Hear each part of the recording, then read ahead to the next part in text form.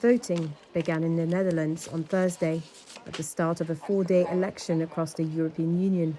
The new European Parliament faces mounting security, industrial and political challenges, and the Dutch vote encapsulates the EU's main internal political dilemma: the rising popularity of Eurosceptic and nationalist far-right parties that want to dismantle it from within.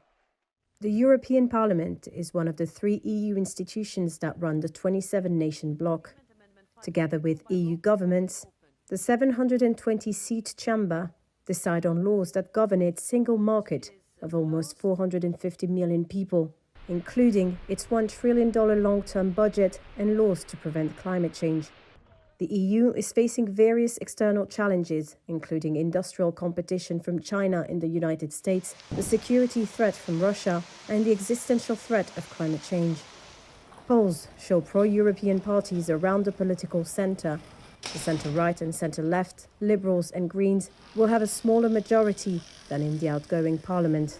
That will complicate efforts to push through new EU laws or increase EU integration. And Europe's centre-right is likely to win the most seats in the new EU legislature, with far-right parties expected to make gains too. The projected rise in Eurosceptic lawmakers would not stop the EU in its tracks, but it may make it more difficult to push through policies that give it more power or share resources within the bloc. This might affect priorities over the next 5 years, including the EU's transition to net zero greenhouse gas emissions by 2050 and boosting the EU's defense production capabilities. EU officials argue Russia's invasion of Ukraine shows the EU must work together to defend itself, but the issue is highly contentious and would have a tougher time in a more Eurosceptic European Parliament.